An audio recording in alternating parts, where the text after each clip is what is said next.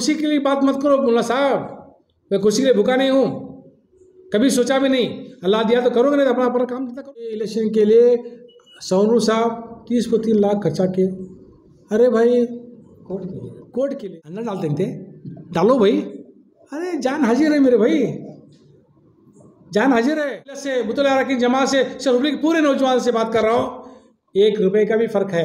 या सोनू खाया है तो बोलो, जेल में डालो ना, रेडी हो साबित करो। वनरेड्डी साहब के टीम में 100 बार झूठ बोलने से सच होता करते का एक प्रिजम्पशन। अल्लाह को प्यारा हो गए हमारे जनाब साहब, अब तुम्हें उसको वो सेम एक्टिंग मत करो। उनसे अच्छा लगता था, आपसे अच्छा लगता नहीं भी। मगर ये खान साहब मुतल्ली, आप तो मेरे खास मुतल्ली हैं, हर मेम्बर आप मीटिंग में थे, सवाल जवाब होता था, पर आपको मालूम नहीं, हिसाब किताब दिया नहीं। अब आप ऐसा क्यों झूठ, तुम भी झूठ, एक हाजी हो। वो शफी में जब बेचारा चुप बैठता, क्या करता नहीं। अब वो भोला है, हंसमुख है, जिसने मजा खान मिलकर 24 लाख का हिसाब किताब कफला हुआ, करप्शन हुआ, मिसयूज हुआ, करके दिया करके सही बोल के यहाँ क्यों झूठ बोल रहे, क्यों इलेक्शन की तैयारी करे क्या भाई? इलेक्शन आता है, खराब किताब नहीं बताए। मुल्ला साहब जरा आप जरा कान लाकर सुनिए मेरी बात।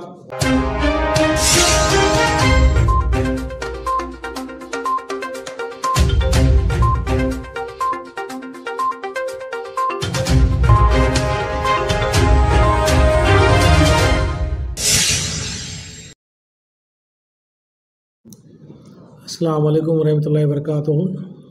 सल्लल्लाहु अला हबीबिही मुहम्मदु व आलिहि व सहाबिहि वसल्लम। अस्सलातु वस्सलामु अलैका या रसूलुल्लाह सल्लल्लाहु अलैहि वसल्लम।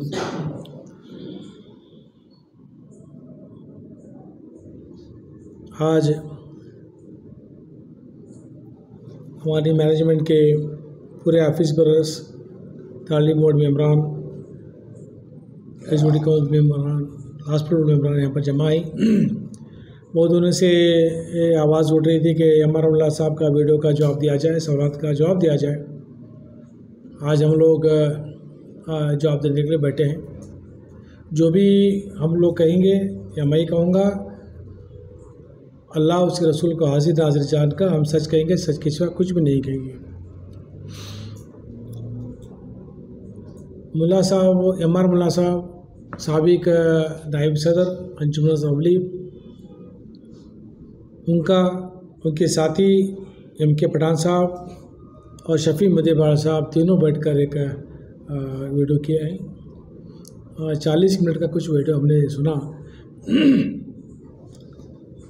पहला सवाल था उनका कि बच्चे उनके रिहाई के लिए काम नहीं कर रही है अंजुमन। मैं बताना चाहूँगा कि 16 तारीख से या 17 तारीख की सुबह से एडवोकेट हुबली फोरम, अली जनाब एडवोकेट बाबू बड़ेली साहब, शफी मुल्ला साहब, नदाफ अकबर साहब, चौधरी साहब, पठान साहब और कई एक 20-25 एडवोकेट और बिजगती साहब सब मिलकर हमारे इस काम में शामिल हुए। डे 1 से उन्होंने ये भी बताया कि हमको कुछ फ़ीस की ज़रूरत नहीं, हम फ्री करेंगे। लोअर कोर्ट से ये काम शुरू होता है। सब एडवोकेट ने अपना अपना आर्गूमेंट किया। 150 पर 9 बच्चे को अरेस्ट किया गया था। 17 को, 18 को, 19 को, 20 को, 21 को, ऐसा अलग अलग डेट में किए गए थे। आर्ग्यूमेंट में बेल एप्लीकेशन भाई गई हुबली कोर्ट में। अल्लाह के करम से एक कारपेंटर वनाड़ साहब और 7 तलबा तालिबात वगैरह जो है जामीन पे हुए। इसकी जामीन इस नाचिस ने दी है। उनका सवाल होता है कि आर्ग्यूमेंट नहीं हुआ, बच्चों का बेल नहीं भाया, पता नहीं उसी कोर्ट में वो रहते हैं। सीनियर एडवोकेट कैसे से माना जाता है। उनके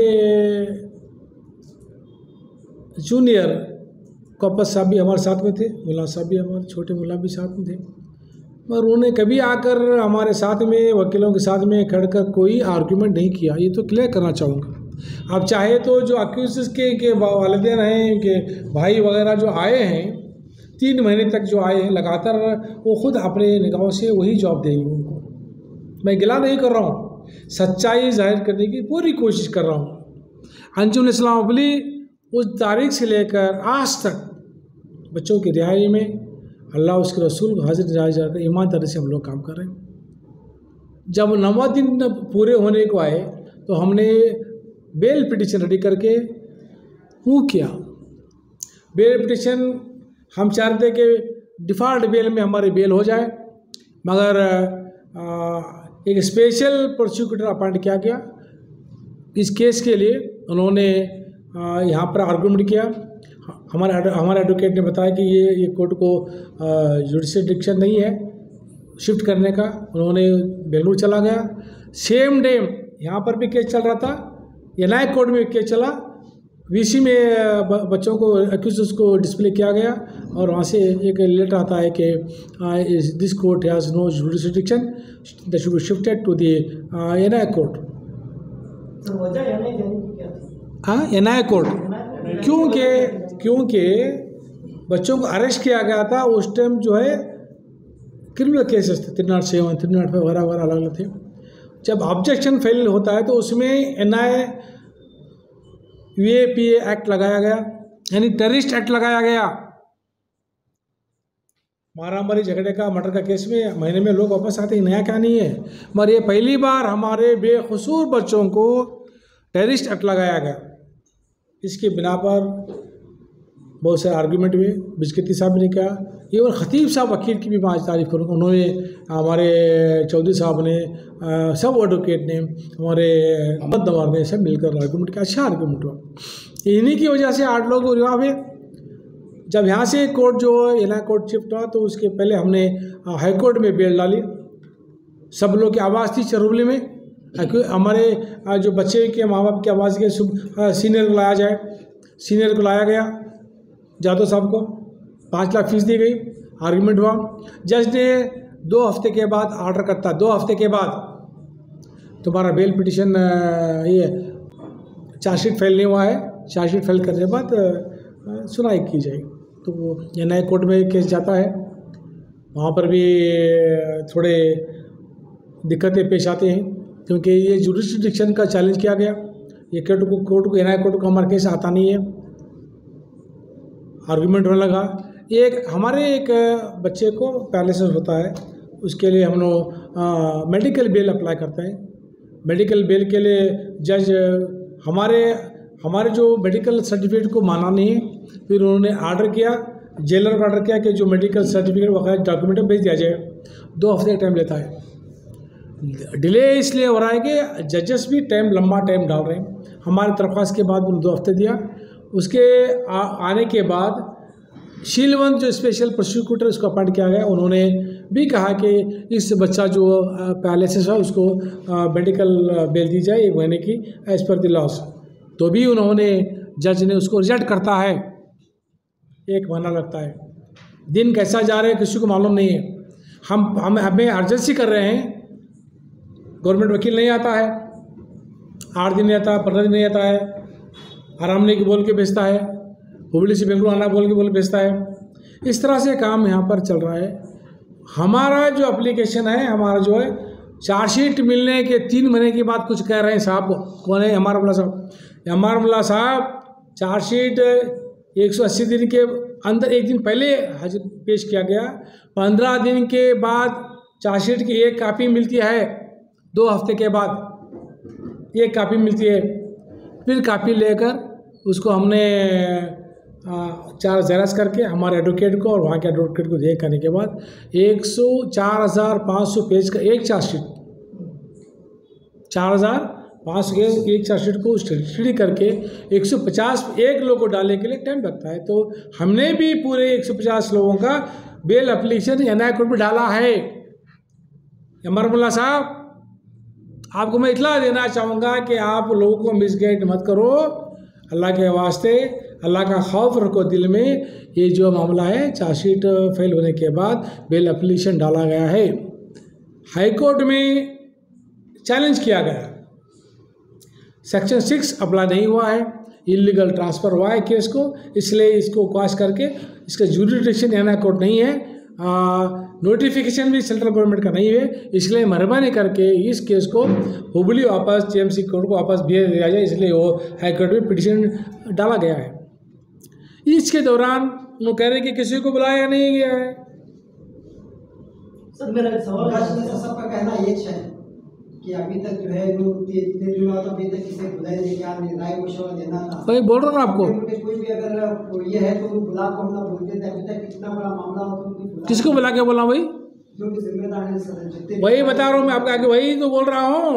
जब हमें पेरेंट्स की मीटिंग बुलाई गई, लीडर्स को बुलाया गया, कारपोरेटर को बुलाया गया, मीटिंग होने के बाद में इंडस्ट्री साहब सेकंड डे फ़ोन करते हैं कि छोटी सी जिले कमेटी बना जाए, उसमें निकाल कर इतने लोगों को बुला के बात करना ठीक नहीं है। तो हमने ये इंडस्ट्री साहब को रखा, काले बुड्ढे को रखा, सुन रहे हैं मुल्ला साहब? सुन रहे कि नहीं? मुल्ला साहब गतक्कर को रखा गया, कैबू होनाड़ को रखा गया, अल्ताफ हल्लूर को रखा गया, पूरे वकला को रखे गए, बिजगती साहब, बेड़गले साहब, नदाब साहब, चौधरी साहब, सबको रखकर अनुमोदन को भी रखा गया, मज़ा खान को रखा गया, रखकर मीटिंग में बातचीत की गई कि क्या किया जाए। नहीं, एनआई कोर्ट छोड़ के हाई कोर्ट के लिए सीनियर अपॉइंट किया जाए, सबकी राय। तीन सवाल यहाँ पे पैदा होता है, जब 7 लोगों की बेल हुई तो खतीब साहब ने आर्गुमेंट किया था तो बेल मिल गई थी। माफ़ करना मेरे भाई, आप कोर्ट में नहीं थे, हम लोग थे। खतीब साहब अकेले आर्गूमेंट नहीं किया था, नहीं, जो साथी हैं सभी मिलकर आर्गूमेंट करने के बाद बेल मिली थी। तो फिर उनको कंटिन्यू क्यों नहीं किया गया? कंटिन्यू करने के बाद उन्हें आर्डर लिखा, यूएपी एक्ट लगाया गया, बाकी वाले को नहीं लिखा, ट्रेल के बाद करेंगे। अब तुम्हारा चार्जशीट फेल के बाद बेल करने लिखा गया, जब जाके बाकी वहाँ पर 9 दिन का वेट किया गया। मेरा कहना, अब ये पूरे लोगों को बुलाकर मुतमईन होने के बाद 4 एडवोकेट नाम आया, बालन, अमर कोरिया, सीनियर नागेश साहब और एक आचार्य आने के बाद सब की ओपिनियन है कि नागेश को ही दिया जाए। तो उनका टाइम ले, अमर कोरिया को बोला गया कि ऐसा नागेश का टाइम ले लो, हम आएंगे। तो उन्होंने फ़ोन किया 1 हफ्ते के बाद। तो इंडी साहब आए थे, भदौड़ साहब आए थे, भदौड़ साहब नहीं आए थे, हमारे अल्ताफ हल्लूर साहब आए थे, हमारे मज़ा खान साहब आए थे, गैबू होनार साहब आए थे और एडवोकेट हम भी थे, हम ऑफिस पर भी थे। जाके 1 घंटा बैठने के बाद शाम के 7:30 बजे उन्हें उनके वकील ने कहा कि आज साहब बिजी हैं, करने को तैयार हैं, सिंगल बेंच में नहीं करेंगे, डबल बेंच में हम करेंगे। फीस के बारे में अमर कोरिया को कहा गया कि आप भी फाइल करो, हम रेडी देने के लिए। अच्छा मुहिम हुई, बेकार किसी ने बुलाया नहीं गया, पूछा नहीं गया। अमर मुल्ला साहब तुम सीनियर एडवोकेट होकर वहाँ ही नहीं पूछे तो यहाँ क्या पूछते? सवाल बता दो भाई। आप लोअर कोर्ट में बात किए क्या? हमको मिलते थे, चाय पीते थे, आप सिगरेट पीते थे, आराम बैठे हुए थे। हाँ, ये अच्छा कर रहे, सौर साहब तुम्हारे साथ में आई, बोला कि नहीं? पूछो ना। मेरा मतलब जो है, हर एक का फर्ज था। इतने लोग मिल के जाके सेटल करके आ गए। फिर आगे एक फ़ोन आया, बोल रहे MIM का लीडर का फ़ोन आया, नहीं हमारे 8 आदमी को अलग करो। हमें उन्होंने 8 लाख भेजा है, हमें दरख्वास्त की, नहीं देते बोल के बोले। इंडिया साहब साथ में थे, सब लोग टीम थी, सब कमेटी डिस्कस नहीं देना बोल के, फिर ज़बरदस्ती करने के बाद देना पड़ा। उनके हाई कमांड का MIM के लीडर का ऑर्डर है बोल के। बोले हमारे अंजुमन साथ में थे, हम सबके सब करेंगे ना, बोले तो भी नहीं। 8 लेके जाने के बाद उन्होंने हमारे एडवोकेट को, सेपरेट एडवोकेट को दिए, NOC ली उन्होंने, NI की भी ली, हाई कोर्ट के लिए। बस उन्हें बेल पिटिशन डाला, हमें भी बेल पिटिशन डाले। एडवोकेट दो गवर्नमेंट एडवोकेट 2 मुद्दत को नहीं आया, क्यों लेट हो रहा है? गवर्नमेंट वकील नहीं आया, फिर ज़बरदस्ती आर्गूमेंट करना पड़ा, कराए। हमारा बेल पिटिशन डाला गया, हमारा ऑब्जेक्शन फाइल है 2 तारीख को। हम उसी टाइम को या सेकेंड डे हम लोग आर्गूमेंट होंगे। 150 के लोगों का हमारा केस है, बेल पिटिशन। इस तरह से अलग अलग होने के बाद हाई कोर्ट में केस था हमारा, अपेयर है। उम्मीद रखे थे चलो भाई आर्गूमेंट हो जाएगा, कुछ तो नजर आ जाएगा परसों।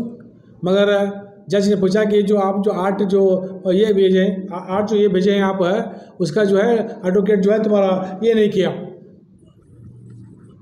एप्लीकेशन नहीं पाया एडवोकेट। तो इस जज ने डायरेक्ट वहाँ से ये 8 आदमी को जेल तक उनके नोटिस भेज दी कि तुम्हारा एडवोकेट अपॉइंट किया जाए। यही होता है, 8 आदमी निकल गए, 2 हफ्ते लेट हो गया।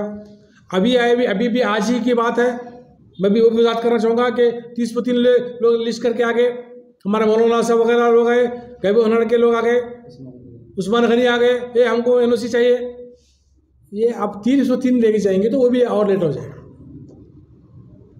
हमें जो है पूरी जिम्मेदारी से काम करें।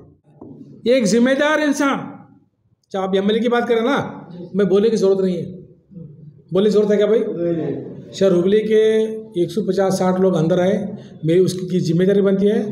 हम अंजुमन तक वो खुद आए, मैं तुम्हारे साथ है, चलो,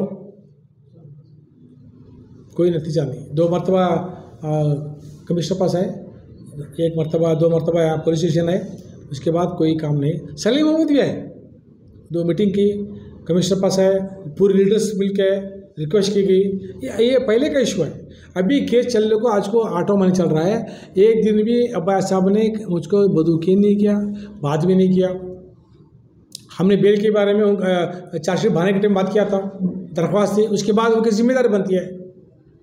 एक एमएलए है, उनकी जिम्मेदारी बनती है, सामने इलेक्शन आ रहा है, अंजुमन से राब्ता कायम करें, मिले, बैठे, क्या जरूरत है। आज भी कहता हूँ एमएलए साहब को, अब्बास जी से, तुमको हमारे मुसलमानों की वोट की ज़रूरत है, तुम यकीनन आपकी जिम्मेदारी है, हम अंजुमन तुम्हारे घर तक नहीं आने वाली है। ये हमारा अंजुमन का मरकज़ी इदारा है। आप यहाँ के मेंबर 2 बार एमएलए बन चुके हैं। मेरी आज आवाज़ है, अब्बास साहब अगर मेरी आवाज़ सुन रहे हैं तो आपकी जिम्मेदारी है कि अंजुमन को फ़ोन करो, हम लोग मीटिंग जमाएंगे, 52 लोग जमेंगे, बैठेंगे। हाँ भी क्या करना है, आप एडवोकेट देंगे सीनियर, या कहाँ आपको इन्फ्लुएंस है, बात करेंगे। हमें बार हमें अंजुमन होते जाना ठीक नहीं। कभी आपने देखा है, तारीख में कभी देखा है बड़े बड़े लीडर अंजुमन तक आया करते थे?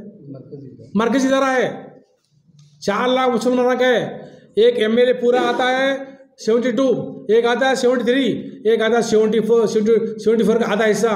4 लाख मुसलमानों का इदारा है, उनकी जिम्मेदारी है, वो आना चाहिए, बात भी करना चाहिए। नहीं कि आज भी मेरी राय है, अगर वो आकर उधर करेंगे, बैठेंगे, हम लोग साथ में ले जाएंगे, अमर कुरान मुलाकात करेंगे, और भी अच्छा वकील देना चाहते, अगर उनकी राय है तो हम भी रेडी है ना। जब बड़े बड़े इन्फ्लुएंस है, हाई कोर्ट का सीनियर एडवोकेट आता है हाई कोर्ट के लिए, या सुप्रीम कोर्ट किसी को बताना चाहते हैं, हम भी रेडी है ना भाई, उनको भी कॉन्ट्रीब्यूट करना दो, हम भी करेंगे, मगर आना चाहिए ना। अभी सामने इलेक्शन आ रहा है, मैं उनकी गिला नहीं कर रहा हूँ मेरे भाई, गिला नहीं है। इलेक्शन आ रहा है, सुनने में आएगा, कल जेल को गए थे, मैं पूरा जेल का इंतजाम करेंगे, हम जेल छोड़ेंगे।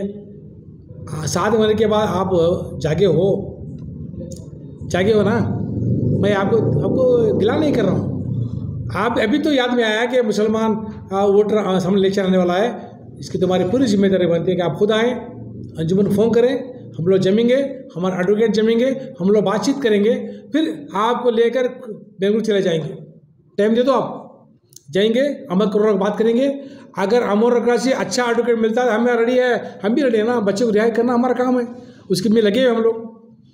मेरी जिम्मेदारी है कि ये हम लोग निभाने के तैयार हों। उनसे गुजारिश है कि कल ही आप फ़ोन करो या परसों करो, 2 घंटे पहले करो, तो हम लोग जमेंगे, आप बुलाएंगे, आप गिरा लेंगे, बेंगलुरु बुलाओ, हम लोग आएंगे, एडवोकेट मिलेंगे, जहाँ आपको हम आने तैयार हैं। तो ये बात है। अभी मामला अंजुमन इस्लाम हुबली के बारे में कह रहे कि कुर्सी खाली करो, चार दो।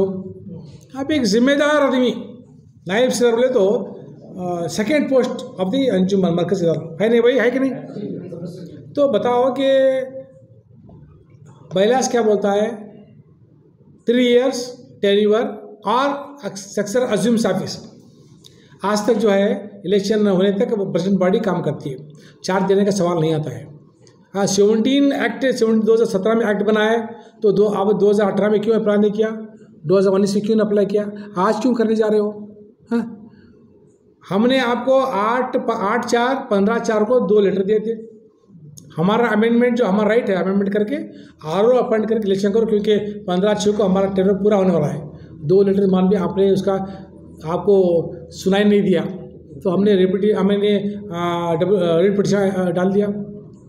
अचानक 17 के बाद 17/6 को 17/7 को एक लेटर आता है, एडमिनिस्ट्रेटर अपॉइंट होता है,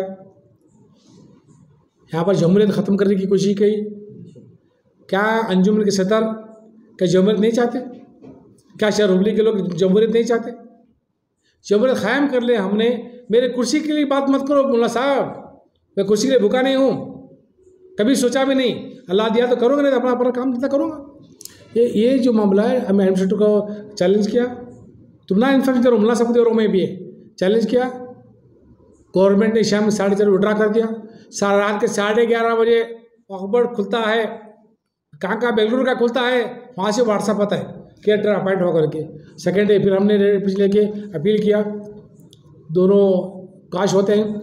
सिंगल जज हाईकोर्ट का ऑर्डर करता है 15 दिन में एक अमेंडमेंट कंसिडर किया जाए, कौन से अंजुमन के किया जाए, 3 महीने में इलेक्शन किया जाए। 2 महीने होने तक भी कुछ भी नहीं हुआ, अमेंडमेंट का रिप्लाई भी नहीं आया, रिजल्ट भी नहीं आया, एक्सेप्ट भी नहीं आया, इलेक्शन डिक्लेयर नहीं करे। फिर हमारे सिंगल जज के ऑर्डर को उन्होंने चैलेंज करता डबल बेंच क्या करके, एक्ट 17 का रूल 54(5) ये हिसाब से बॉडी फेल्ड होने के बाद यानी सक्सेस ना आने की वजह से अपॉइंट करने का automatic rest with Waqf board का है।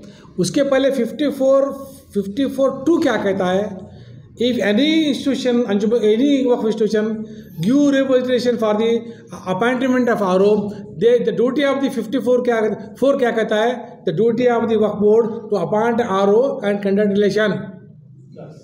तो वे दोनों भी नहीं किए। 55 कहाँ से आया भाई? फिर हमने डबल बेंच के ऑर्डर को चैलेंज किया। डबल बेंच में भी 4 देने के लिए नहीं कहा, सिंगल बेंच भी अंजुम इस्लाम को 4 देने के लिए नहीं कहा, ऑब्जर्वेशन था उसका। तो यही डबल बेंच के ऑर्डर को हमने SLG में यही ऑर्डर को चैलेंज किया सुप्रीम कोर्ट में।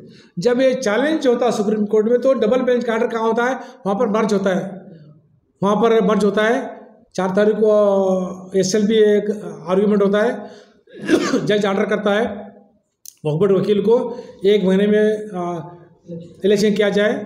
अंजुमन इस्लाम को कहता है कि 7 दिन के अंदर जो है, आज से 7 दिन के अंदर आपको वोट एलिजिबल वोटर लिस्ट दिया जाए। तो हमें वोटर लिस्ट दिया है, मगर अंजुमन के सुप्रीम को ऑर्डर को उल्लंघन नहीं करते हुए उन्होंने ये डबल बेंच के ऑर्डर को फिर EC के पास जाके लेटर इशू करते हैं कि नहीं वो 4 देने के लिए पुलिस को दो, उसको दो। वो भी हमने ऑर्डर ने चैलेंज किया है। वो 68 या 86(2) जो है, प्रेजेंट बॉडी सक्सेसर नई बॉडी आने के बाद चार्ज नहीं देने के बाद वो एक्ट लागू होता है, कानून है वो। कानून भी हमने चैलेंज किया, हाईकोर्ट में पढ़ा है, उधर भी पढ़ा है। तो चार्ज देने लेने का सवाल नहीं, हमने चार्ज दिया भी नहीं है, फिजिकली क्या दिया नहीं। वो आ रहे नोटिस पर लगा रहे, फोटो मार रहे, और 2-4 आदमी है आए लेकर जा रहे हैं। मेरा मकसद है कानून के खिलाफ जब वक्फ बोर्ड कर रहा है तो मेरी जिम्मेदारी है, मैं मेरे लिए नहीं तो मेरी कुर्सी के लिए तो कर रहा हूँ, हमारे बाबा लोगों की कुर्सी के लिए देख रहा हूँ। अंजुमन के तहफ़्फ़ुज़ के लिए हमने काम करा, वक़ा के लिए, इसके बचाने के लिए काम कर रहा हूँ। 1903 का इदारा आज तो चल रहा है, उसको बचाने के लिए हम पूरी कोशिश कर रहे हैं। कुर्सी के पीछे नहीं लगे हैं, इदारे के पीछे इदारा बच जाए बस। अगर इदारा बचता है तो सबको खुला रहेगा, कोई भी इलेक्शन खड़ेगा, मेरा भाई खड़ेगा, कोई भी खड़ेगा, चुन का आएगा, कौन चुन का वो इलेक्शन करेगा, दो राय नहीं है। अभी आज परसों जो है 1 हफ्ते के पहले एक लेटर आता है, एनरोलमेंट ऑफिसर यानी मेंबरशिप बनाने के लिए। क्या 1903 से लेकर आज तक अंजुमन इस्लाम अमली के बैलास पर अमल नहीं किया? क्या अंजुमन इस्लाम के एग्जीक्यूटिव काउंसिल का अधिकार नहीं है मेंबर बनाने का, एक्सेप्ट रिजेक्ट करने का? पूरा अधिकार है, GP को पावर है अमेंडमेंट करने का। मगर ये जो लगाया गया है ये इल्लीगल, गैर कानूनी है। एक केवी डाला गया है, उसमें लिखा है कि 2017 का मॉडल बायलॉज फ्रेम किया गया है, जबकि हमारा बायलॉज जो है, हमारा जो बायलॉज है, मैं बार करो मुल्ला साहब, तुम्हारे लिए स्पेशल करो, आज तजुर्बाकार आदमी हो, ये बायलॉज अप्रूव्ड बायलॉज है, approved by the Waqf board है। जहाँ पर अप्रूव्ड बायलॉज होता है वहाँ पर जो है उनका इलेक्शन जो है, एनरोलमेंट है, जो भी है, वोटर लिस्ट बनती है, तो वही मैनेजमेंट करती है, किसी को अधिकार नहीं करने का। मेरा एक सवाल है, आपको भी है, हमारे वो वक्फ बोर्ड के ऑफिसरों को है, क्या आपने धावड़ के अंजुमन इस्लाम को वहाँ पर एक लेटर नहीं भेजा, योर बैलाज अप्रूव्ड, उस पर आप इलेक्शन करो। भेजा कि नहीं भाई? भेजा तो हमारे लिए क्यों ये दिक्कतें पैदा कर रहे? क्या जरूरत थी आपको? क्या जिसकी मेंबरशिप रद्द हुई उनको बचाने के लिए कर रहे हो? लोगों को मालूम पड़ गया अभी क्या कर रहे हैं, किस लिए कर रहे हैं, क्यों कर रहे हैं, कौन इसके पीछे हाथ है, क्या एक्टिंग कर रहे हैं, क्या मेहनत की जा रही है। मगर शहर हुबली के नौजवानों को, मुतल्ला अरकान जमात को, मेम्बरान लाइव मेम्बरान को, मेम्बरान पार्टी मेंबर को, मुतल्ला अरकान जमात के तहफ़्फ़ुज़ के लिए, उनके मेंबर के तहफ़्फ़ुज़ के लिए, इस इदारे के तहफ़्फ़ुज़ के लिए हमें जिम्मेदारी के साथ खड़ना है। अंजुमन इस्लाम हुबली के कमेटी को हमने आज खड़ा है। ये जो भी आर्डर हुआ है, एनरोलमेंट ऑफिसर का आर्डर भी हमने चैलेंज किया है। जो मॉडल बैलास का जो हमें क्यूबिट डाला है बेलगाम में, वही लेकर हमें दोनों बैलास को चैलेंज किया है। इंशाल्लाह अजीज़, हमें इंशाल्लाह आपकी दुआ की ज़रूरत है। पूरा सपोर्ट चाहिए लाइफ मेंबरन का, नौजवानों का, तंजीमों का, कारपोरेटरों का, मुतल्ला अरकान जमात का, अलग अलग महकमे मत हो मेरे भाई, इदारा बचा दो। हमारे इदारे में कितने लाख, 10 लाख से ज़्यादा तलबा तालिबात पढ़ रहे हैं, तालीम तकलीफ हो जाएगी। मेरी गुजारिश है आप एकजुट होकर आज अंजुमन इस्लाम के तहफ़्फ़ुज़ के लिए, इसके बका के लिए, कि तो बचाने के लिए जो हमारे पुरखों ने 1903 से लेकर आज तक बचा है, कई सुदूर इस इदारे के MLA हुए, मिनिस्टर हुए, सेंट्रल मिनिस्टर हुए, उनके मेहनत का नतीजा आज हम लोग यहाँ बैठे हैं। हाँ, आज हम रहेंगे, कल रहेंगे या परसों नहीं रहेंगे, मगर ये मामला जो है शहर हुबली के मुसलमानों का है, वक्फ बोर्ड का नहीं है। मगर वक्फ बोर्ड की गलत निगाहें, पता नहीं इसमें बीजेपी का कुछ रोल है या नहीं, ऐसा लग रहा है मुझे भी, या हमारे चंद लीडर्स चाहते हैं कि अलग अलग काम किए, ऐसा भी लग रहा है। मगर अल्लाह जाने। मेरी गुजारिश है मुतल्ला अरकान जमात से, सबसे, इसके हिसाब से जो मेंबरशिप बनने के लिए एनरोलमेंट चल रही है, जब नौजवान बनना चाहते हैं तो उसमें दिक्कत क्या है? ये हमारे बैलास के खिलाफ है। अंजुमन मेंबरशिप सिर्फ एग्जीक्यूटिव काउंसिल की पावर है, किसको नहीं है। अंजुमन के executive council, the supreme body, backbone of the Anjuman is executive council. उसके बगैर किसकी काउंसिल नहीं चलती। यहाँ पर कोई वक्फ बोर्ड का काम नहीं चलता, CEO का काम नहीं चलता। इसी मीटिंग में आप भी पास कर सकते हो ना सर, नए मेंबर दीजिए। ऑलरेडी हमें एनरोलमेंट करके 25 अप्रैल को डिस्प्ले करके कापी भी दी गई, उनको प्रोसीजर हो गया है। अप्रैल में एग्जीक्यूटिव काउंसिल मेंबर जो आते हैं मुतल्लिक़ को मालूम है, सबको मालूम है, कानून में सबको मालूम है, मगर ये चैलेंज किया जा रहा है। मैं और एक बात यहाँ पर कहूँगा कि अंजुमन के इलेक्शन के लिए सोनू साहब 30 को 3 लाख खर्चा किए। अरे भाई, कोर्ट के लिए कई 30 को 3 लाख होता भाई।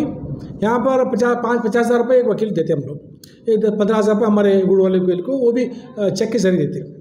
30 को 3 लाख रुपये खर्चा करें नहीं है। 50 हज़ार रुपये 2 मरतबा या 3 मरतबा हमने तीन जो केस के बारे 50 हज़ार 15 हज़ार रुपये हमारे गुड वाले देते हैं, वो भी अकाउंट देते हैं। मामला है सुप्रीम कोर्ट में भी गए, बहुत खर्च, 5-5 लाख रुपये दिए। 2 लाख रुपये सीनियर एडवोकेट को हमने दिया है, सिर्फ 2 लाख।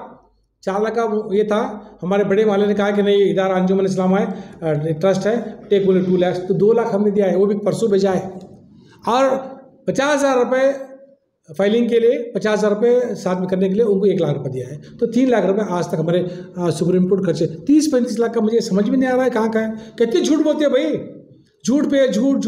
मगर एक मेरे बहुत दिन से देख रहा हूँ, वनीर साहब के टीम में 100 बार झूठ बोलने से सच होता करते का एक प्रिजम्पशन है। क्योंकि ये हम उनके लीडर का एक, अल्लाह माफ़ करे, उनका लीडर का एक, हाँ, जन्नत नसीब फरमाए, विजन है, बार बार सोनू को हराना कर झूठ बोला कर दे। यह है, कई बार में 2 बार ऐसा कहते, बार बार झूठ कर क्या होता, लोग ये सच निकला, सच नहीं है। शहर के उबली के वासियों, शहर के मुसलमानों, आप बेदार हो जाओ, झूठ के छोड़ दो, सच्चाई का साथ रहने की कोशिश करो। हमने खर्चा नहीं किया। हुबली के एडवोकेट 1 रुपया भी नहीं लिए। मैं अंजुमन इस्लाम हुबली से, हुबली के पूरे मुसलमानों से उनका शुक्रिया अदा करता हूँ। मेरी गुजारिश है, और एक बात मैं यहाँ पर जो उन्होंने बार बार कही, उसके बारे में कहूँगा। अंजुमन इस्लाम हुबली में 9 सीट का अप्रूवल था, अप्रूवल हमने कराया, कोई नहीं कराया है। कोविड में पहले हुआ था, और जब आता तो हमें क्या दिक्कत नहीं थी, पैसे की जरूरत नहीं थी, तकलीफ़ात थे हमारे लिए। तो 9 अप्रैल के बारे में अप्रूव हुआ, सो पेंडिंग हो गया, फिर इंशाल्लाह अप्रूव होने वाला है। इकनॉमिक बयान होने था, अभी खुला हुआ है।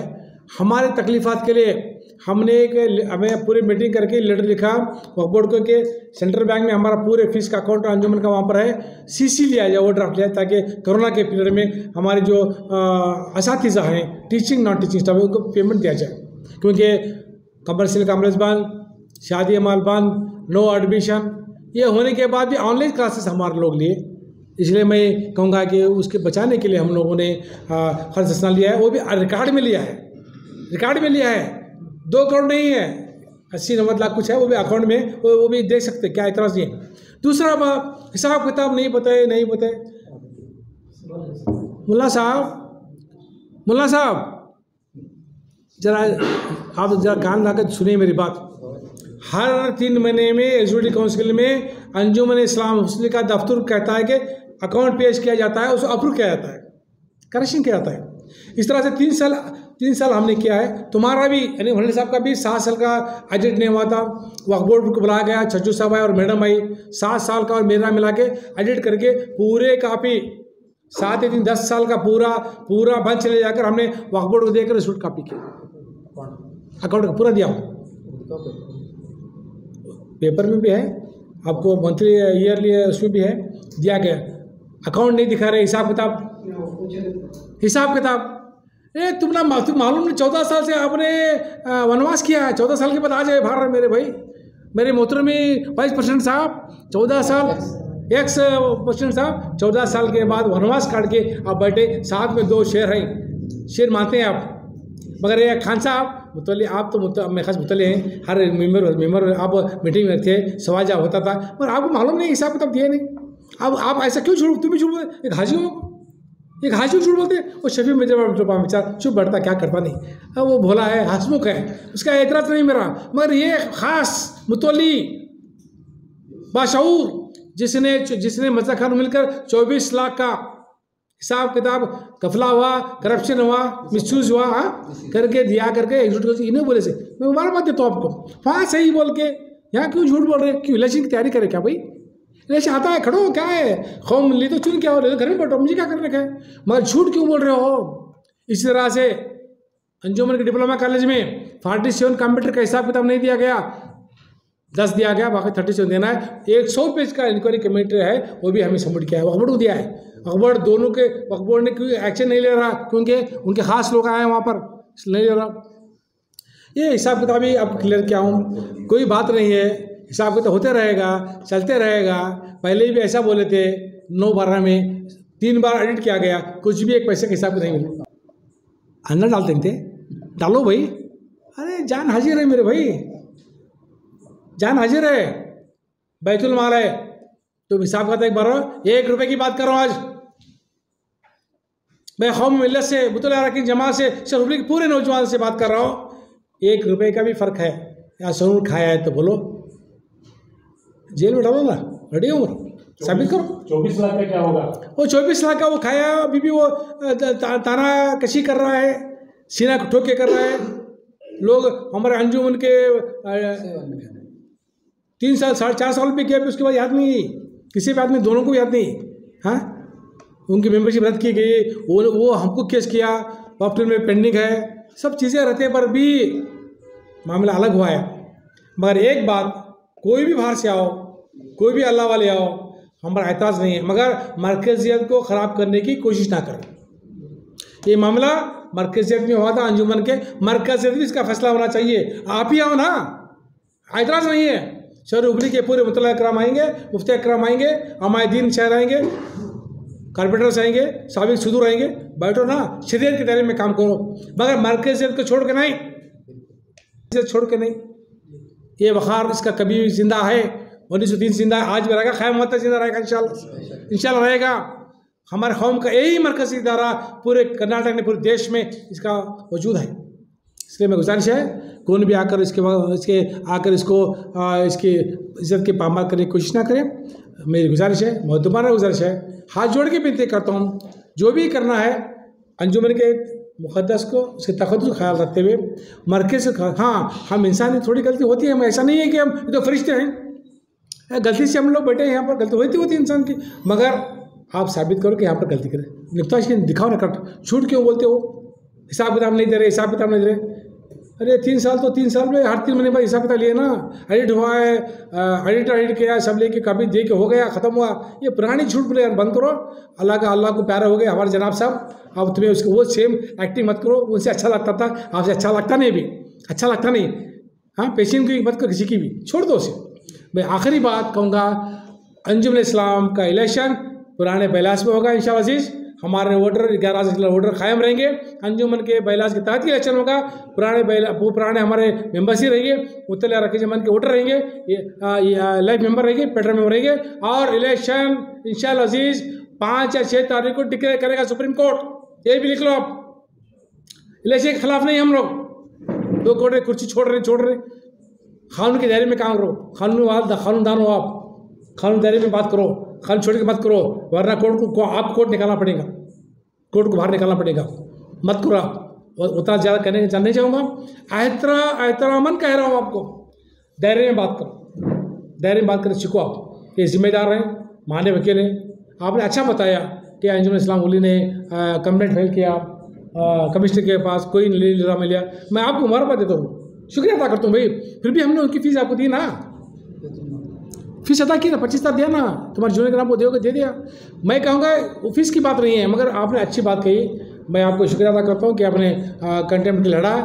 इंशाल्लाह 28 या 29 को आर्डर मिलेगा, वही आर्डर ले जाकर ईदगाह का जो गणपति का illegal against the worship act में था, आर्गूमेंट हुआ है, वो ऑर्डर कॉपी लेकर हम लोग हाईकोर्ट में केस पेंडिंग है, हाईकोर्ट में डालेंगे, वहाँ आर्ग्यूमेंट करेंगे, उसको निकाल कर अगर वहाँ पर रिजल्ट होता है सीधा सुप्रीम कोर्ट जाएंगे इंशाल्लाह, वहाँ पर इंशाल्लाह उसको स्टे करा करेंगे।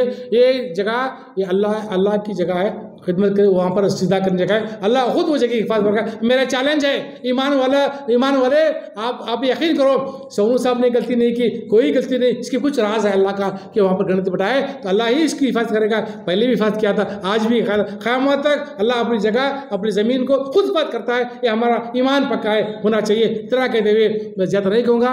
अस्सलाम वालेकुम रहमतुल्लाहि व बरकातहू। मेरी एक दरख्वास्त है, कहीं नाची से या गलत फहमी से या गलत अल्फाज निकले हैं या